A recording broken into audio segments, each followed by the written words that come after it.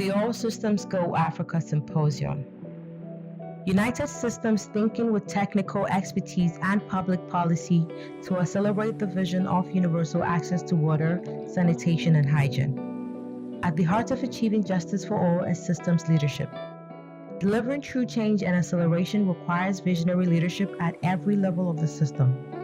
Systems thinkers and public experts shared their thoughts about systems leadership, and collective action with us during the All Systems Go Africa Symposium.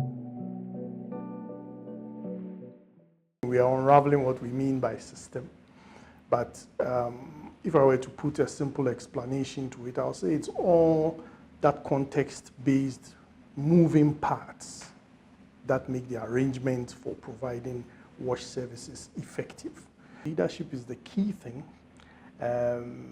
but leadership occurs at several levels. And if I'm speaking as a Ghanaian, evidently, I'll be talking about the president. If there's one person I have to speak to, on other levels, I may be speaking to other people, but on the Ghana level, it's evidently the president I'll be speaking to. The system is about several moving parts. So what I will be saying is that, yes, we have interventions going on, but perhaps we need for generational change to happen, for him to leave a legacy beyond his tenure. There's a need to look at all those moving parts that will make it possible for him to make an impact beyond his current tenure, an impact that's long-lasting, that will outlive his term of office. And that's where the systems thinking is critical, all the moving parts. We engaged the Vice President to come and open the annual Moli conference for us. It's a conference that CSO lead and is done annually for all the WASH stakeholders in Ghana. And in providing him some key issues that the sector wanted to discuss, we pushed in the issue of the National Sanitation Authority as a key issue that sector is very interested in. And so he did his own findings, and we also reminded him that his boss, the president, committed that particular authority in his statement 2 years ago. So we are interested in it, the sector is interested in it. So when we pushed it, he took it up, he put it in his statement, and he committed to it. And then he demanded that the ministry should take up the role of working on it. So that was how come the ministry started working on the sanitation authority again. It was something that after the president promised, it was just left to die. But after his statement, the ministry started working on it again. In some places, things are happening in a better way, in a coordinated way, in a systematic manner. And then my role is to strengthen that system in all possible ways. So that I will do it better if I understand what exactly it takes for a sustainable water and sanitation services.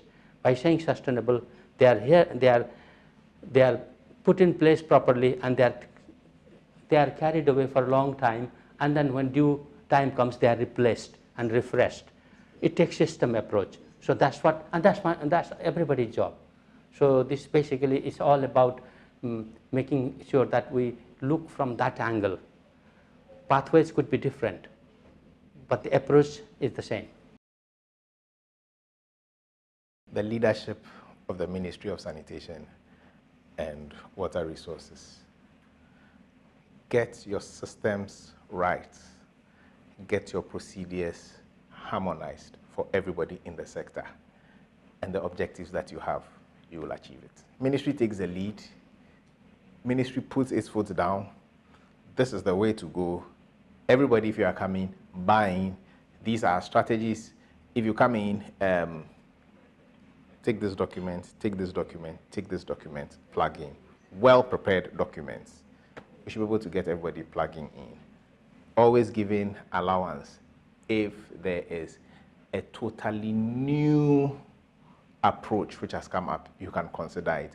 But not when, like the hand pumps, somebody come in and say that I'm donating, I've used that as an older example. We've standardized, everybody has been doing with this for, then somebody says, I'm giving you 100 for free, you reject it. Because bringing that 100 in is going to change a whole number of things If it's a totally new way of doing things, fine. But if we are for, and we've decided that, look, we've trained everybody in this, we don't need to train anybody, take your 100 pumps and go away. That is the kind of system we need to have in place. We can allow when it's a new way of thinking, because for engineering, I mean, we look at the way the society is developing. We take a typical mobile phone, what it could do 5 years ago, what it could do 20 years ago, what it could do 5 years ago, 10 years ago is totally different. So we allow for innovation, but not just changing the basics for absolutely no reason. No, let's have a strong system in place, everybody working together, and we'll achieve under the leadership of the ministry, government leading the process. There are a number of things that I can talk about in terms of our advocacy work and the results that we've had, but I'll focus on one. Currently, as Malawi, we have a new ministry, a Ministry of Water and Sanitation. This is for the first time. We've been a ministry before, but we're either maybe just called Ministry of Water or Ministry of Water and Irrigation, something like that. Or sometimes we're actually embedded in other ministries. So how did we get here? We had a new elections for government, general elections.